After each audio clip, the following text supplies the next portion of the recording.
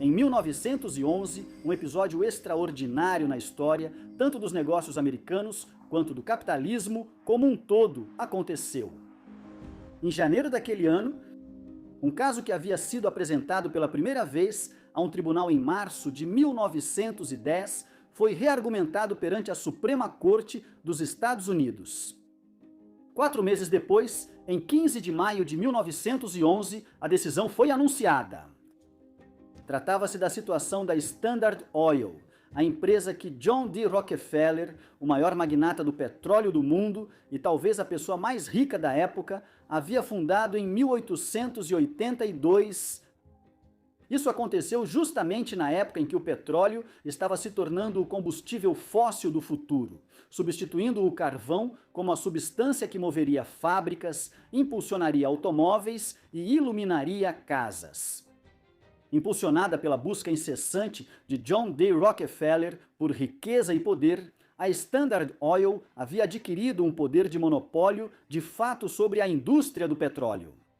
Tanto que, no início do século XX, muitos no governo sentiram que não poderia mais ser permitido que continuasse em sua forma atual. Citando a Lei Antitrust Sherman de 1890, que buscava restringir empresas de alcançarem poderes de monopólio, o estado de Nova Jersey levou John D. Rockefeller e a Standard Oil aos tribunais. E quando a decisão foi anunciada pela Suprema Corte em 15 de maio de 1911, Nova Jersey venceu. Foi decretado que o monopólio da Standard Oil estava em violação à legislação Sherman. A Suprema Corte ordenou que a empresa fosse dividida em 34 entidades diferentes, que se tornaram 39 quando várias subsidiárias foram incluídas. Algumas das empresas resultantes são nomes conhecidos hoje em dia, especialmente a ExxonMobil, sucessora de 2 das 34 empresas envolvidas e a 13ª maior empresa do mundo, em 2025. Tudo isso mostra o quão rico John D. Rockefeller era. Sua riqueza criou uma dinastia de empresários e políticos no século XX, com poucos paralelos na vida americana. Esta é a história da família Rockefeller. Os Rockefeller são, em última análise, uma família germano-americana. Suas raízes foram rastreadas até a antiga vila alemã de Rockenfeld, que fica no oeste da Alemanha, aproximadamente entre as cidades de Bonn e Koblenz. Rockenfeld está abandonada atualmente. No século XVII, era o lar da família Rockefeller, um sobrenome geográfico que indicava que a família vinha da vila. Por volta de 1723, um membro da família, Johann Peter Rockefeller, decidiu deixar a Alemanha e migrar para a colônia inglesa da Pensilvânia, na América do Norte. Não era totalmente incomum para um alemão, em seus 40 e poucos anos, como Johann Peter era, ir para essa colônia inglesa em particular. Na época, a Pensilvânia havia sido fundada como uma colônia proprietária, pertencente ao inglês William Penn, no início da década de 1680. Penn havia recebido a vasta concessão de terras na América do Norte do rei Carlos II da Inglaterra, como compensação por dívidas que seu pai, o almirante William Penn, da Marinha Real Inglesa, tinha a receber da coroa na época de sua morte em 1670. Penn era um Quaker, um movimento religioso marginal que só havia surgido na Inglaterra no final da década de 1640. Tendo visto seus companheiros Quakers serem perseguidos, Penn estabeleceu a colônia da Pensilvânia como um refúgio para minorias religiosas. Na década de 1680, ele incentivou a migração de pequenas congregações alemãs para a colônia. E desde a década de 1680 até meados do século XVIII, muitos milhares de colonos alemães migraram para essa Pensilvânia. Johann Peter Rockefeller estava entre eles. Portanto, a história dos Rockefeller na América começa com um experimento de tolerância religiosa na Pensilvânia. Há pouco a se registrar sobre os Rockefeller na América até o início do século XIX. Johann Peter havia adquirido brevemente algumas terras ao redor da Filadélfia quando chegou à América do Norte, antes de se mudar para Nova Jersey.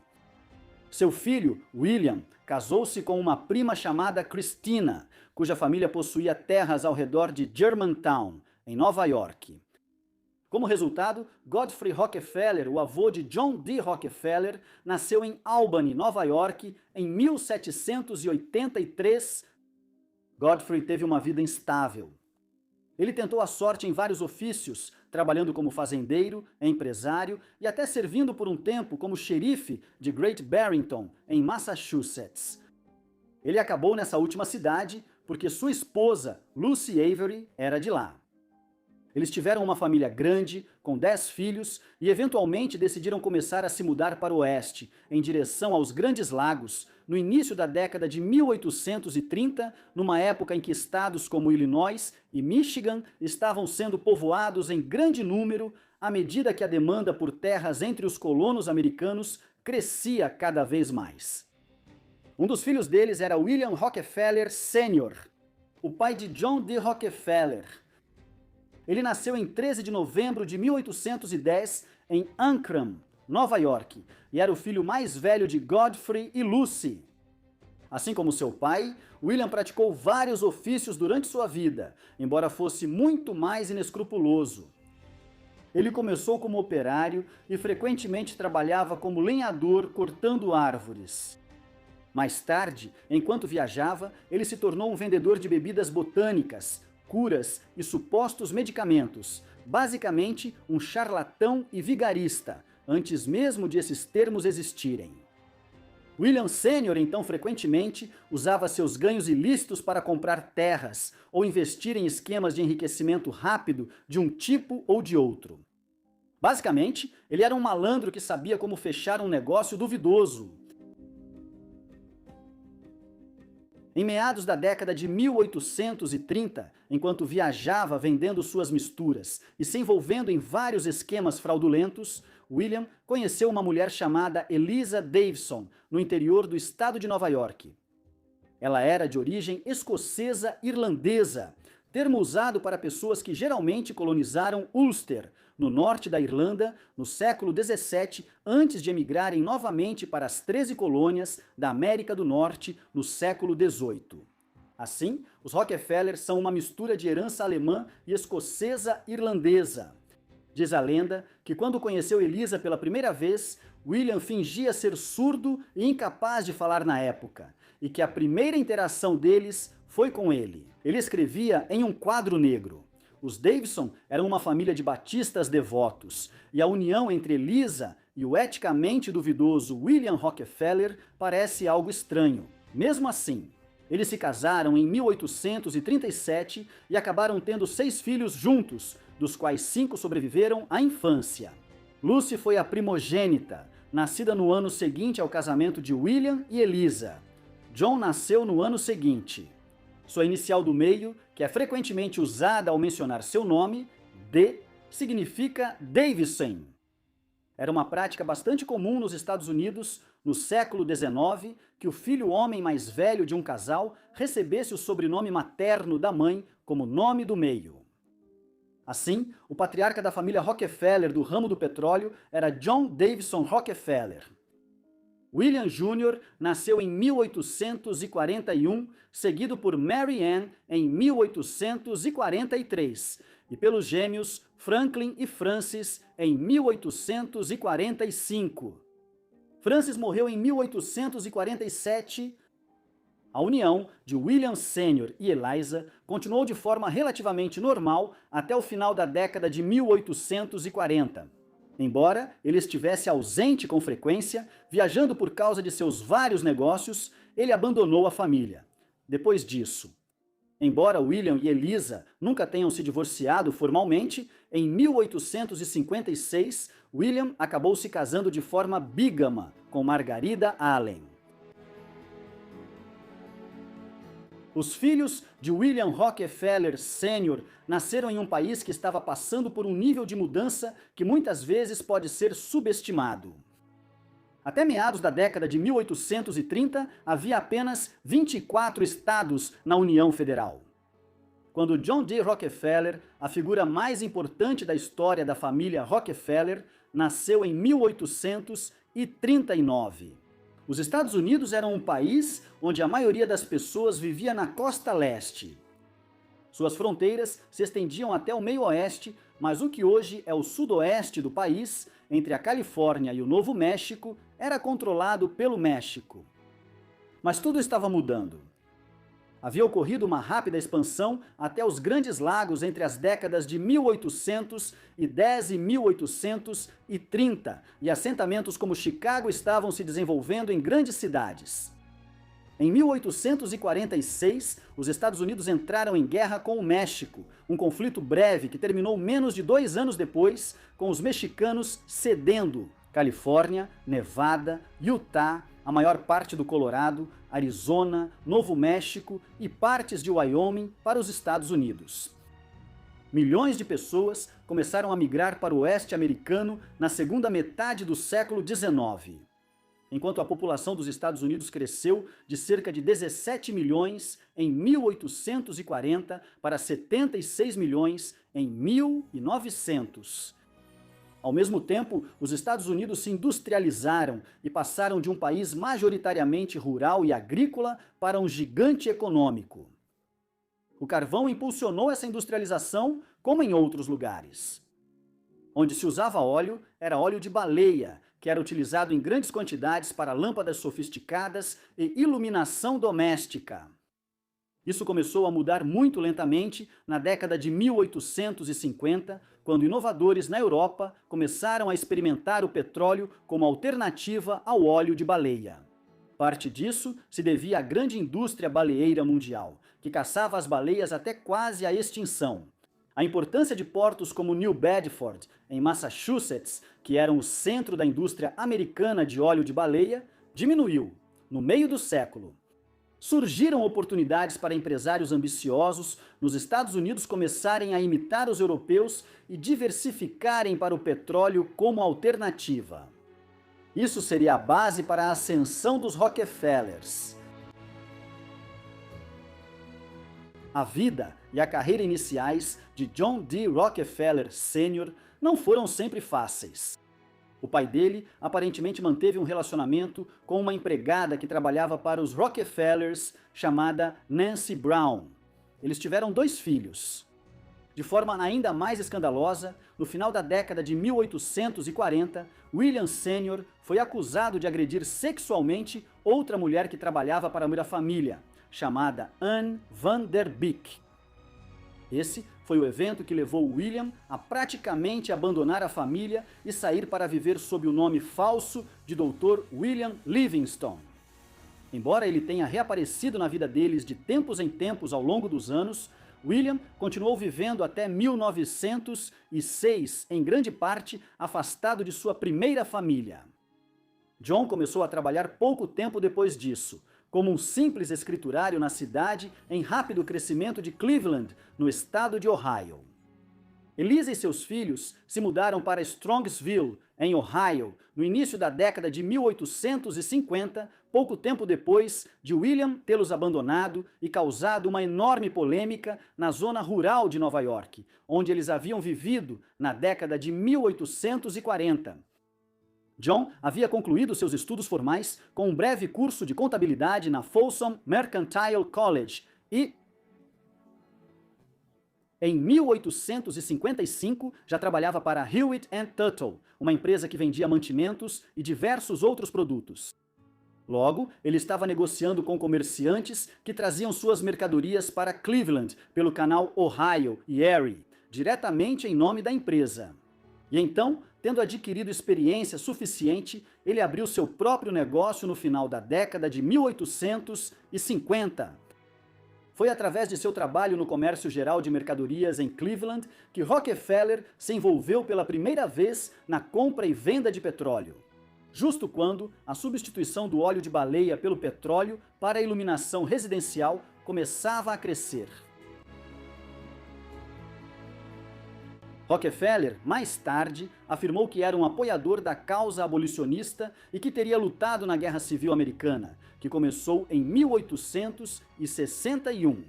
Do lado da União, se seus negócios não tivessem ditado o contrário, a guerra levou a um aumento considerável no preço do petróleo e isso incentivou John a focar nessa mercadoria. Quando a guerra terminou em 1865, ele saiu dela como um próspero comerciante de petróleo em Cleveland, que havia estabelecido uma parceria com químicos capazes de refinar o petróleo bruto em óleo mais utilizável para a iluminação residencial e outros fins. Na segunda metade da década de 1860, Cleveland tornou-se um dos primeiros centros de refino de petróleo nos Estados Unidos. Rockefeller foi um dos principais protagonistas nesse cenário e gradualmente adquiriu uma presença cada vez maior na indústria da cidade. Quando fundou a Standard Oil de Ohio em 1870 com vários parceiros, suas operações já estavam entre as maiores do país. Rockefeller possuía pouco mais de 1/4 das 10.000 ações originais da empresa. Um fator significativo para a expansão da empresa no início foi o desenvolvimento do sistema ferroviário em toda a América, entre as décadas de 1850 e 1880. Quando a Standard Oil foi fundada em 1870, essa rede de linhas ferroviárias já estava suficientemente desenvolvida para permitir o transporte mais barato de barris de óleo pelo país, mantendo os preços baixos mesmo com o aumento da demanda. O principal produto da Standard Oil nesses primeiros dias era o querosene, um derivado do petróleo usado para a iluminação doméstica como substituto do óleo de baleia, que agora havia se tornado muito caro. Em comparação, impulsionada pela demanda por querosene, a Standard Oil prosperou e se expandiu rapidamente durante a década de 1870 e início da década de 1880. A essa altura, mudanças mais amplas na economia americana começaram a fazer com que a demanda por petróleo aumentasse de forma muito dramática. John D. expandiu a Standard Oil de maneira muito agressiva entre as décadas de 1870 e 1890, à medida que a demanda por petróleo em todo o país disparava. Um exemplo inicial do seu desejo de adquirir controle monopolista sobre os mercados foi visto em 1872 em um episódio conhecido como o Massacre de Cleveland. Isso envolveu um período de cerca de 4 meses, durante o qual Rockefeller conseguiu comprar quase todos os mais de 2 dezenas de concorrentes da Standard Oil em Cleveland. Foi um sinal do que estava por vir. Em termos de como ele operava, Rockefeller continuou expandindo implacavelmente nos anos seguintes, e uma característica marcante das atividades da Standard era que ela buscava dominar o refino de petróleo em vez da extração. Exploradores em lugares como Califórnia, Texas e Oklahoma estavam fazendo grandes descobertas de petróleo no final do século XIX e depois extraindo-o do solo. O modo de operar de Rockefeller era garantir que quase todos eles enviassem seu petróleo bruto para as refinarias dele. Na década de 1880, a Standard estava refinando mais de 90% do petróleo entregue ao mercado americano para uso real. Foi nisso, e não simplesmente na extração de petróleo, que a Standard realmente adquiriu seu monopólio. Enquanto isso, John também se tornou um homem de família. Em 1864, ele se casou com Laura Spellman, filha de nativos da Nova Inglaterra que se mudaram para Ohio na década de 1830. Assim como os Rockefeller fariam na década de 1850, eles tiveram 5 filhos juntos, 4 filhas, Elizabeth, Alice, Alta e Edith, e um único menino chamado John D. Jr., em homenagem ao pai. Eles não sentiriam falta de nada. Quando John, o mais novo dos 5, nasceu em 1874, seu pai já estava a caminho de se tornar um empresário muito rico. Com o tempo, ele se tornaria milionário e, eventualmente, ficou conhecido como o primeiro bilionário do mundo no século XX. Ele alcançou isso graças à pura dedicação de sua personalidade. Embora as pessoas possam vê-lo de forma positiva ou negativa hoje em dia, não há como negar que Rockefeller era determinado. Dizem que ele certa vez afirmou, abre aspas, eu prefiro ser meu próprio tirano do que deixar que outra pessoa me tiranize. Na prática, o que ele estava dizendo era que era melhor se pressionar até o ponto de uma certa crueldade em busca do sucesso do que acabar tendo que receber ordens de outra pessoa. Ele era viciado em trabalho em seus primeiros anos, embora tenha começado a se acalmar mais tarde na vida. Especialmente depois que começou a passar o controle de partes de seus negócios para seu filho, John Jr. Por exemplo, ele passou a gostar de golfe, um esporte que estava apenas começando a se popularizar nos Estados Unidos à medida que campos decentes eram projetados e clubes proliferavam nas décadas de 1880 e 1890. Como em tudo na vida dele, assim que começou a jogar, já na casa dos 60 anos, ele ficou obcecado pelo esporte. E até mandou construir seu próprio campo de golfe em uma de suas propriedades, que ele chamou de Casa do Golfe. John não foi o único dos filhos de William Rockefeller Sr. que teve sucesso e ficou rico com a indústria do petróleo. Seus irmãos mais novos, William e Franklin, também atuavam na Standard Oil e possuíam negócios próprios.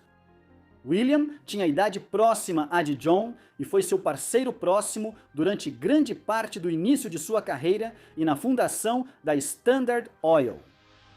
Por muitos anos, William atuou como supervisor das operações da Standard em Nova York, basicamente gerenciando a venda do petróleo da empresa na maior cidade comercial dos Estados Unidos e o transporte do petróleo até o porto de Nova York.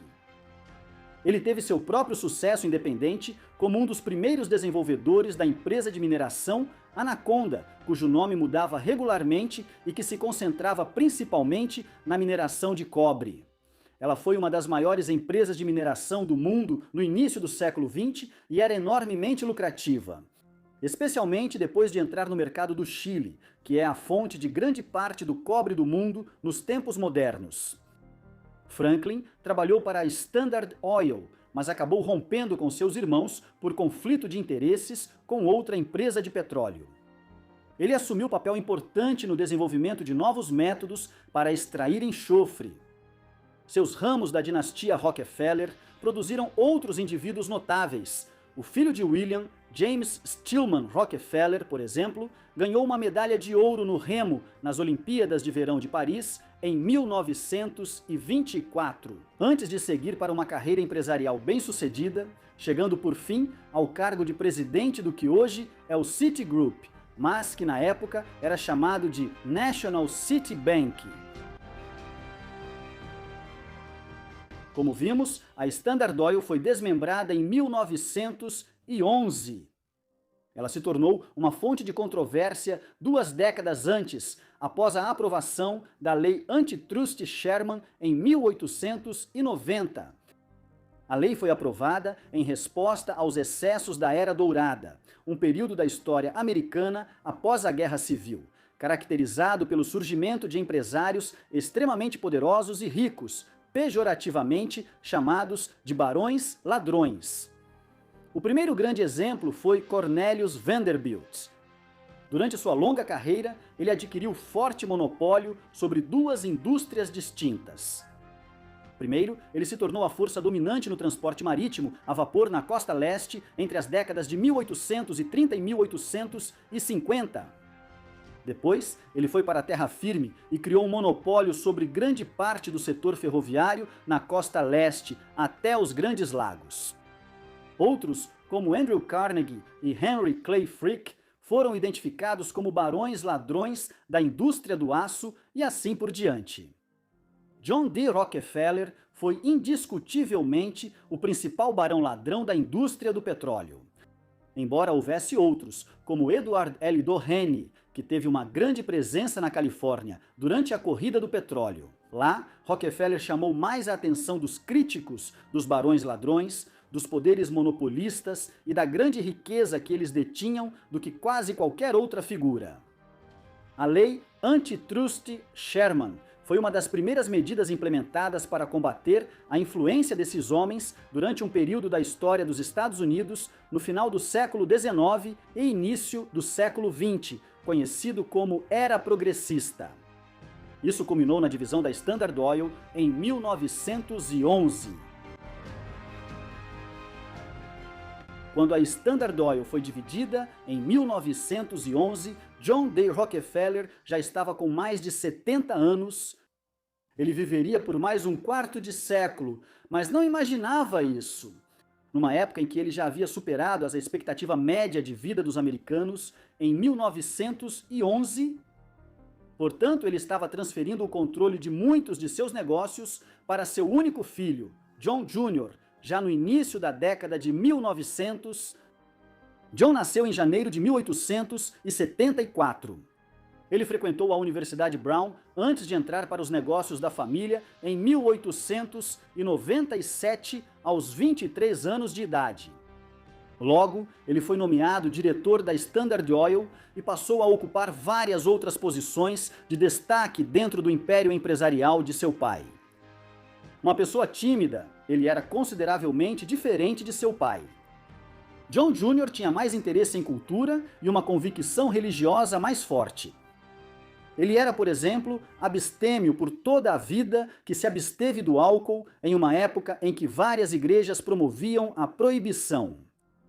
Mais tarde, quando o governo dos Estados Unidos tentou impor a lei seca nacionalmente, John Jr. passou a criticar, pois percebeu que proibir a produção e fornecimento de álcool gerava uma crescente onda de ilegalidade nos Estados Unidos. Ao longo de sua vida, como veremos, John Jr. se voltou mais para a filantropia e também para o setor imobiliário e atividades culturais. De certa forma, esse era simplesmente o rumo natural das coisas. Com o avanço do século XX, a indústria internacional do petróleo mudou, e o Oriente Médio e países como a Venezuela começaram a surgir como os novos gigantes do comércio de petróleo. Com isso, os dias de glória da produção de petróleo americana chegaram ao fim. Apesar de seu jeito reservado, John Jr. acabou envolvido em uma das maiores controvérsias que já envolveram a família Rockefeller em meados da década de 1910. Lá no início do século XX, John Sr. ajudou a refinanciar a Colorado Fuel and Iron Company, uma fabricante de aço e metais com sede em Pueblo, no estado do Colorado. Os Rockefeller ficaram com grande participação na empresa, junto ao magnata ferroviário Jay Gould. A usina de aço era alimentada por carvão das minas na cordilheira frontal das Montanhas Rochosas. No outono de 1913, em meio a amplos movimentos trabalhistas em grande parte da Europa e das Américas, no início da década de 1910, uma grande greve foi iniciada pelos trabalhadores do carvão no Colorado. Isso claramente tinha como alvo a empresa de combustível e ferro e o fornecimento de carvão associado necessário para ela, sendo visto como um ataque à administração da indústria na região, pelos Rockefeller e Gould.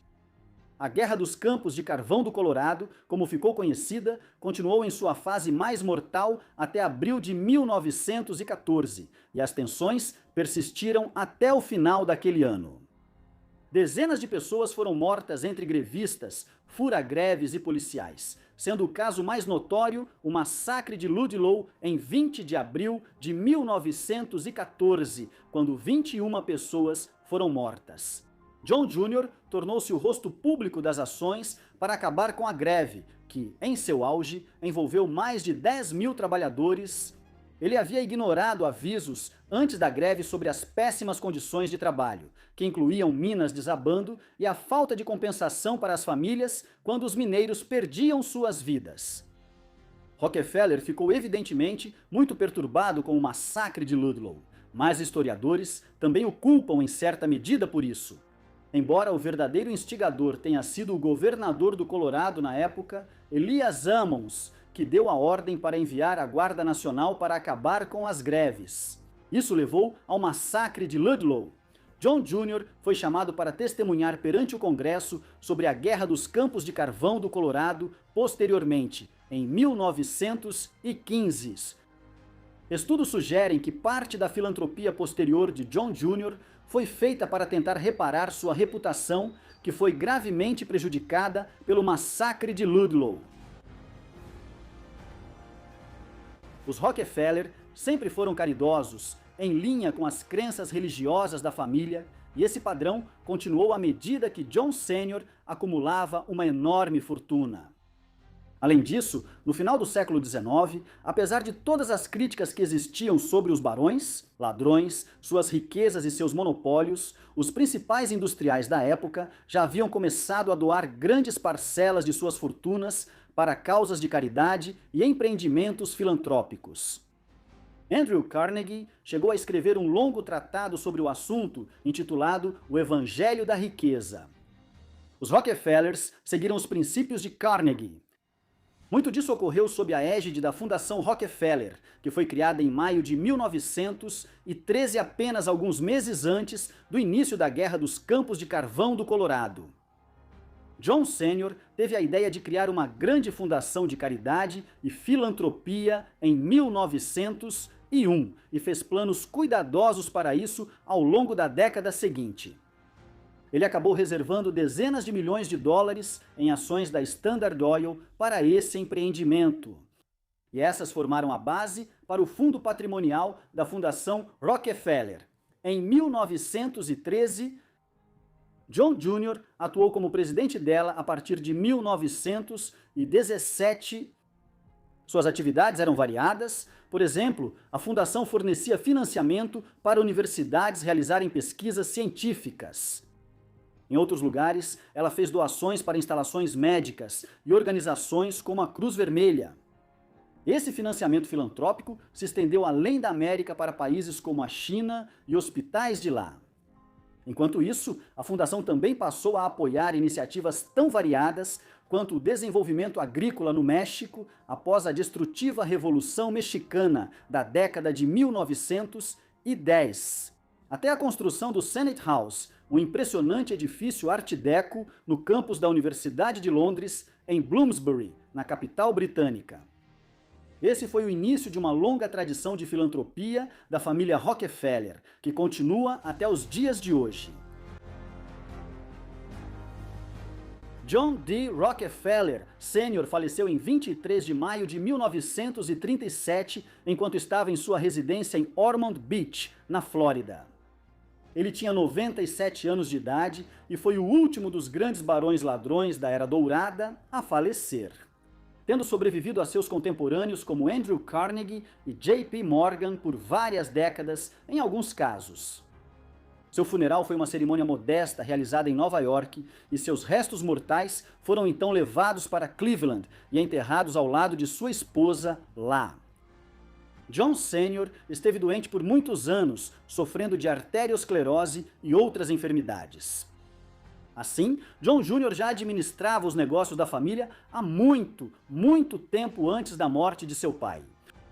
Ele seguiu administrando até meados do século.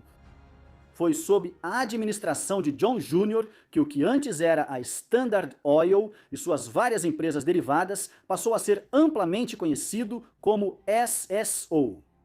Esse era o nome de um dos maiores ramos da empresa que resultou da divisão. Em 1911, a Standard Oil de Nova Jersey passou a ser conhecida por um nome baseado em uma representação fonética de S e O, as duas iniciais de Standard Oil. A adoção do nome ESSO, escrito ESSO, foi uma estratégia de marketing criada para se afastar do uso do nome original, Standard Oil, e as conotações negativas em torno do seu monopólio. No início do século, os Rockefeller mantiveram uma participação substancial na ESSO e nas várias entidades da Standard Oil por muitos anos, mas, gradualmente, seu controle sobre elas foi sendo diluído.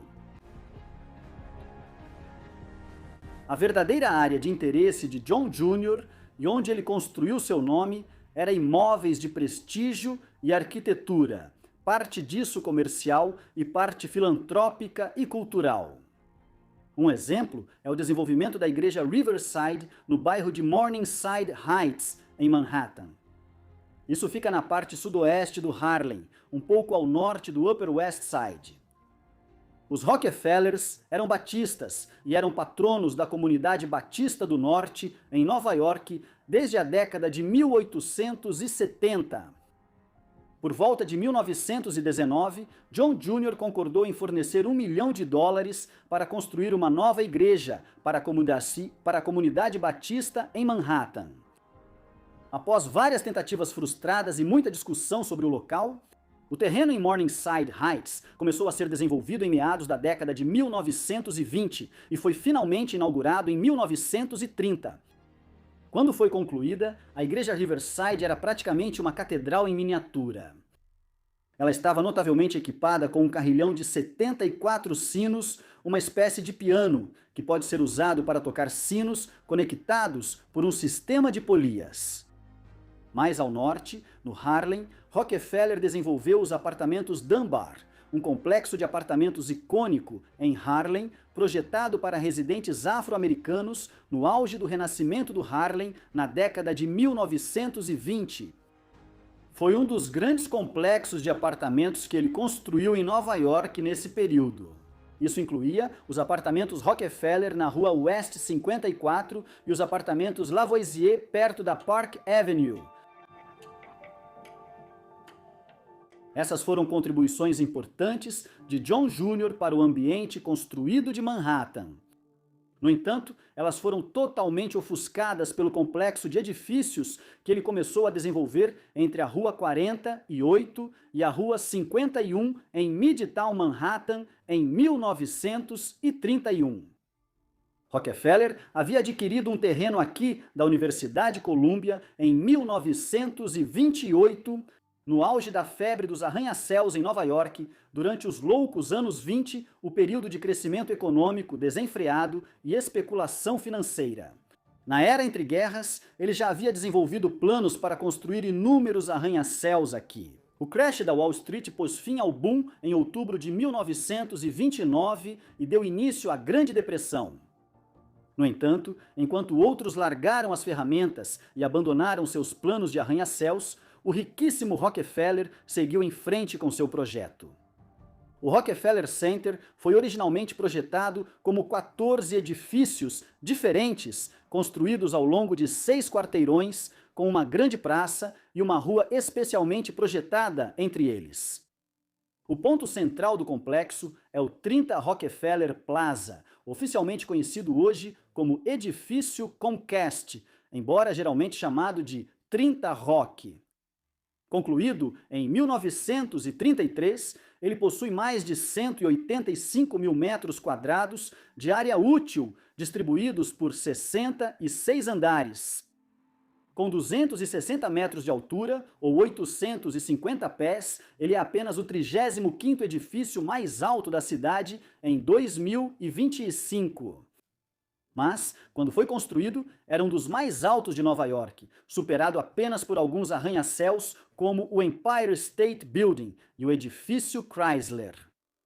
O Rockefeller Center também é notável por abrigar o Radio City Music Hall, que Rockefeller inaugurou em 1932 como o maior auditório interno de 4 níveis do mundo na época. John Jr. era fã da arquitetura Art Deco e fez com que todo o Rockefeller Center fosse amplamente projetado de acordo com essa escola arquitetônica. O centro continua sendo uma parte icônica de Manhattan até hoje e está entre os principais legados da família Rockefeller. Um dos primeiros inquilinos do Rockefeller Center foi a General Electric, cliente do Chase National Bank. Isso mostra a transição mais firme dos Rockefellers para o setor bancário sob liderança de John Jr. Em 1930, a Equitable Trust Company, que pertencia aos Rockefellers e que já estava envolvida principalmente com atividades bancárias naquela época, fundiu-se com o Chase National Bank. O Chase National possuía longa história. Suas raízes remontam a 1799, quando Aaron Burr, o segundo vice-presidente dos Estados Unidos, fundou a Manhattan Company. Isso fazia parte de sua rivalidade com Alexander Hamilton, outro pai fundador que tinha uma grande participação no Bank of New York e que Aaron Burr mais tarde feriria mortalmente em um duelo em 1804, a Manhattan Company acabou se tornando parte do Chase National Bank, que foi fundado por John Thompson em 1877 e recebeu o nome do ex-secretário do Tesouro Salmon Chase. Na década de 1920, o Chase estava se expandindo agressivamente, comprando bancos menores e se fundindo com outros, incluindo a Equitable Trust Company, da qual John Rockefeller Jr. era o maior acionista. Na segunda metade do século XX, o Chase se fundiria com outras entidades, como a Manhattan Company, parte dos ativos bancários de J.P. Morgan e o Chemical Bank. Consequentemente, tem um legado que envolveu alguns dos pais fundadores dos Estados Unidos e as principais dinastias empresariais do país, incluindo J.P. Morgan e os Rockefellers. Com ativos de mais de 3 trilhões de dólares atualmente, o Banco Chase é um dos maiores bancos do mundo. John Jr. teve um pequeno papel em sua ascensão por meio da fusão com a Equitable Trust Company em 1930.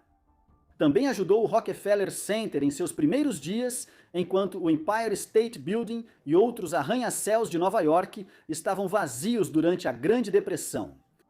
Rockefeller usou seus contatos bancários para tentar trazer os primeiros grandes inquilinos para os prédios do Rockefeller Center.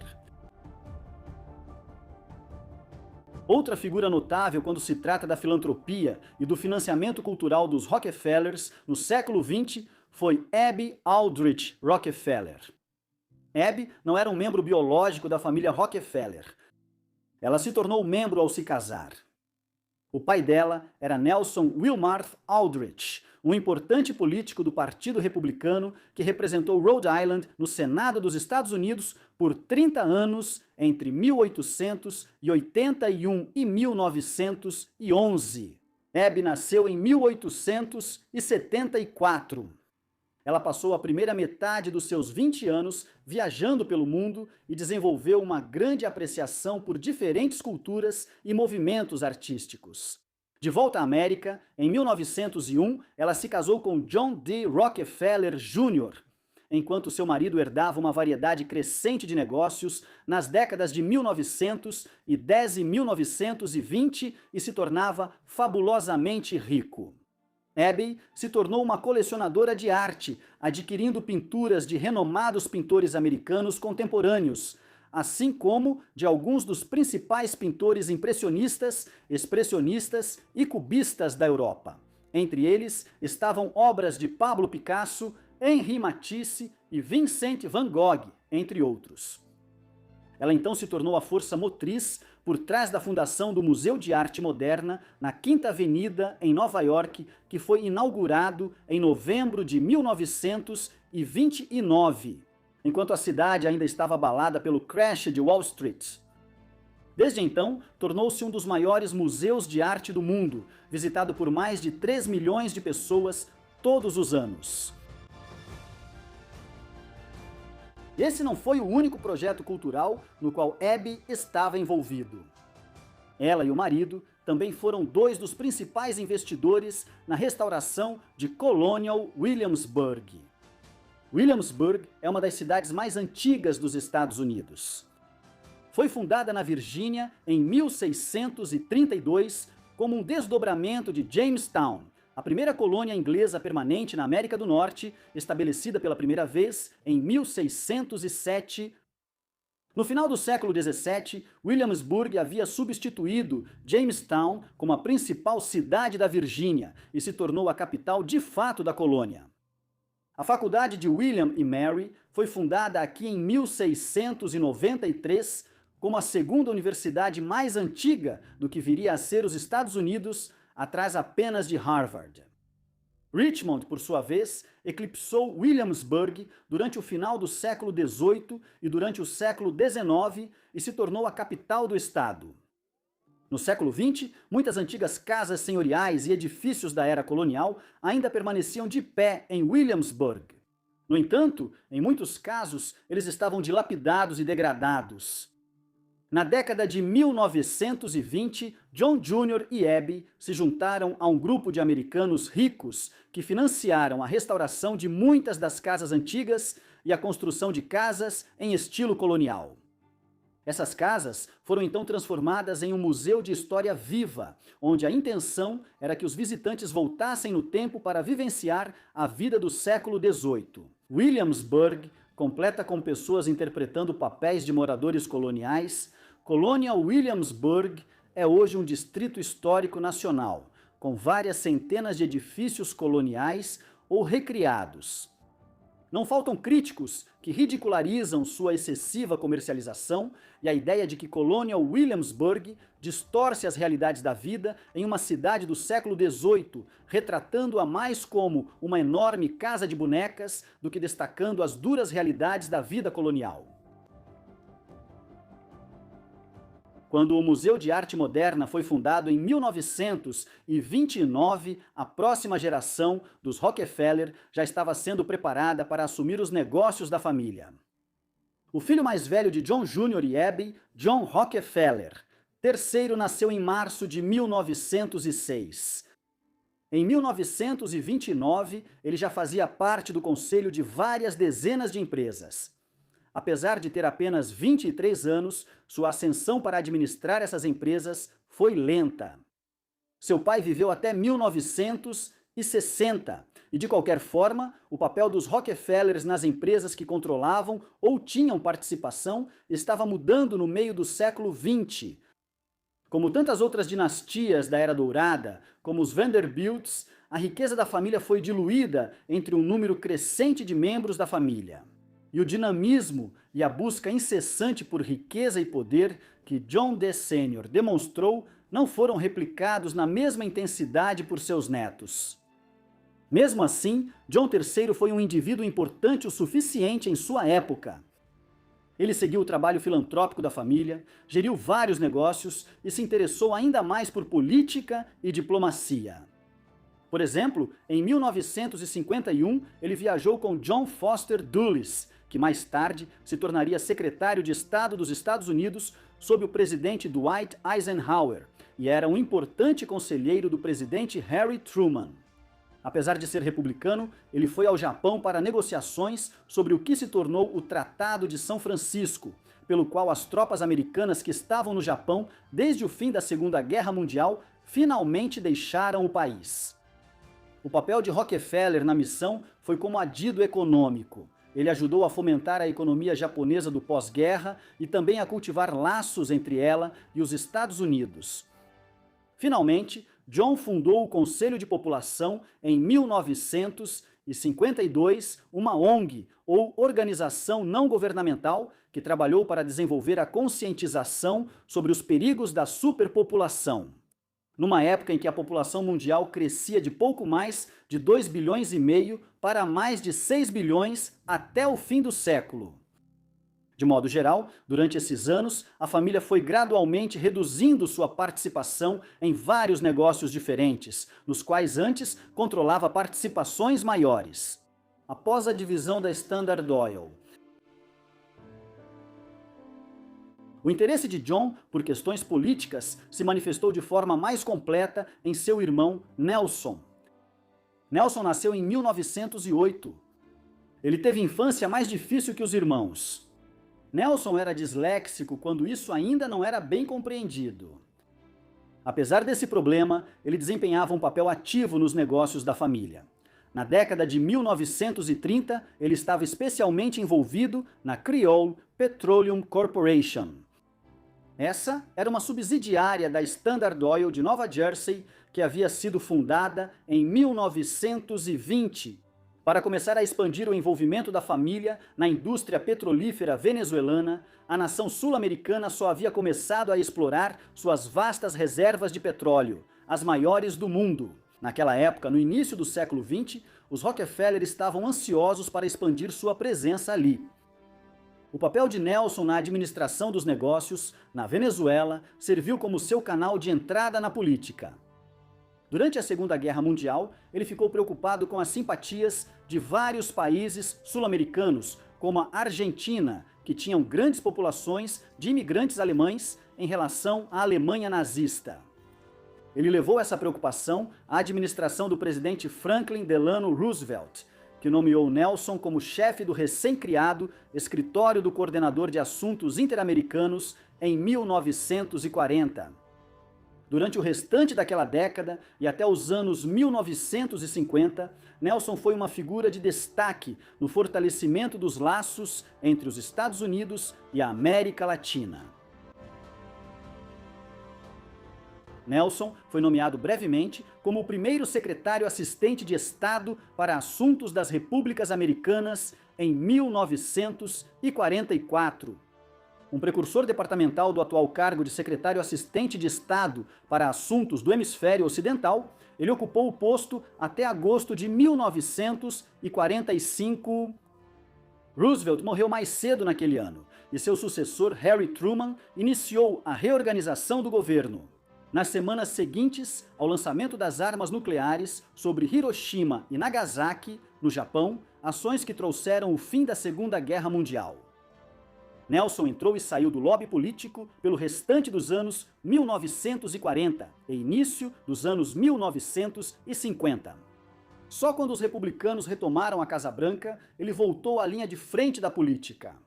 Após Dwight Eisenhower vencer a eleição presidencial de 1952, Eisenhower nomeou Rockefeller como subsecretário de Saúde, Educação e Bem-Estar. Ele serviu lá por 1 ano e meio, depois começou a usar a fortuna da família para se tornar governador de Nova York. Na eleição para governador de 1958, ele conseguiu derrotar o então governador William Harriman com uma votação expressiva de 55%. Ele foi reeleito com facilidade em 1962, 1966 e 1970, tornando-se o governador com mais tempo de mandato em Nova York, exceto George Clinton, que serviu em um período não convencional durante a Guerra de Independência Americana e nos anos que se seguiram. Rockefeller só deixou o cargo quando foi indicado para a posição de vice-presidente dos Estados Unidos. Após a renúncia do presidente Richard Nixon devido ao escândalo de Watergate em 1974, como vice-presidente de Nixon, Gerald Ford tornou-se presidente. Ele decidiu nomear Rockefeller, que também havia concorrido sem sucesso à candidatura presidencial republicana em 1960, 1964 e 1968 para ser seu vice-presidente. Ele foi confirmado em dezembro de 1974. Seu mandato de 2 anos no cargo foi controverso, principalmente devido à sua relutância em renunciar ao apoio anterior à Guerra do Vietnã e à riqueza de sua família. Quando a eleição presidencial dos Estados Unidos de 1976 se aproximava, os membros mais antigos do Partido Republicano convenceram Ford a escolher Bob Dole como seu companheiro de chapa, em vez de Rockefeller. Esta foi a última vez que um presidente em exercício deixou de lado seu vice-presidente como companheiro de chapa em uma campanha de reeleição. Nelson morreu 2 anos depois devido a complicações após um ataque cardíaco aos 70 anos de idade. Nelson e seus irmãos continuaram a abordagem filantrópica da família de novas maneiras. Desde a década de 1910, uma das principais formas de gastos sociais e filantrópicos da família era por meio da Fundação Rockefeller. John Jr. seguiu exercendo liderança na gestão dessa entidade por um período. E, de fato, continua sendo um dos maiores fundos filantrópicos do mundo atualmente. Membros da família Rockefeller ainda participam, integrando o conselho. Uma ação notável nos últimos tempos foi a decisão da fundação de desinvestir em qualquer tipo de investimento em petróleo, especialmente na ExxonMobil, a principal sucessora da Standard Oil. Por razões ambientais, uma decisão marcante de uma família cuja riqueza está tão fundamentalmente ligada à história inicial da indústria do petróleo. A Fundação Rockefeller foi complementada em 1940, quando vários dos netos de John Sr., incluindo Nelson, fundaram o Fundo dos Irmãos Rockefeller. O fundo é distinto da fundação e desempenhou um papel em uma variedade de causas. Logo no início, ele forneceu financiamento para estudos que analisaram de forma ampla as dificuldades políticas, sociais e econômicas enfrentadas pelos Estados Unidos nas décadas de 50 e 60. O fundo também foi a principal força motriz por trás da preservação do Parque Nacional de Grand Teton, em Wyoming.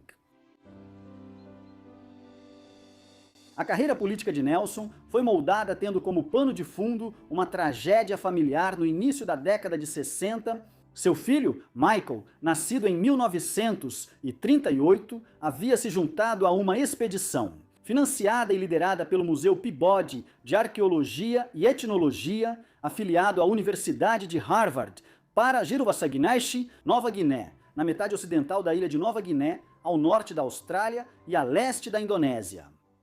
Na época, e até hoje, a Nova Guiné Ocidental era uma parte completamente subdesenvolvida do mundo, onde grupos como as tribos Asmati, Dani e Morni viviam praticamente da mesma forma que milhares de anos atrás, seguindo práticas que eram em grande parte neolíticas, mesmo enquanto o mundo ao redor se modernizava e se globalizava.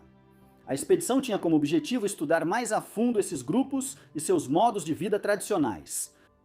Após a expedição inicial com o Museu Peabody, Michael decidiu retornar para observar mais de perto os Asmati. Ele estava especialmente interessado na arte deles e viajou acompanhado de um antropólogo holandês chamado René Vossing. No dia 17 de novembro, enquanto navegavam pela costa, o barco de pontão da dupla virou e eles não conseguiram desvirá-lo. Eventualmente, após flutuarem por um dia e meio, na manhã do dia 19, Michael disse a Vossing que iria nadar até a costa, apesar de estarem a quase 16 quilômetros de distância. Vossing, resgatado um dia depois, perdeu Michael de vista meia hora após ele começar a nadar. Ele nunca mais foi visto, apesar de uma investigação extensa e de alegações de que Michael teria sido capturado pelos nativos que praticavam canibalismo e caça de cabeças. A probabilidade esmagadora é que ele simplesmente tenha se afogado antes de chegar à costa, considerando a distância envolvida e a forte correnteza na época. John D. Rockefeller III e Nelson Rockefeller foram provavelmente os últimos dos Rockefellers proeminentes nos Estados Unidos. Por pouco mais de um século, 3 gerações da família estiveram sempre presentes na vida americana. Desde John D. Sr., desenvolvendo a indústria do petróleo e tornando-se supostamente o homem mais rico da história, até o desenvolvimento de Manhattan por John Jr. e o patrocínio de sua esposa ao Museu de Arte Moderna. E concluindo com o mandato de 14 anos de Nelson como governador de Nova York e seu período como vice-presidente dos Estados Unidos. A 4ª geração foi a primeira que desceu um pouco no degrau da vida americana. Isso não significa que não tenham tido conquistas próprias. John Rockefeller, IV, nascido em 1937, filho de John Rockefeller, III e sua esposa, Blanchette, mudou-se ainda jovem, nos anos 1960, para a Virgínia Ocidental e se tornou um importante político lá. Primeiro como secretário de Estado, depois como governador da Virgínia Ocidental entre 1977 e 1985 e finalmente como senador pelo Estado no Congresso por 3 décadas, entre 1985 e 2015.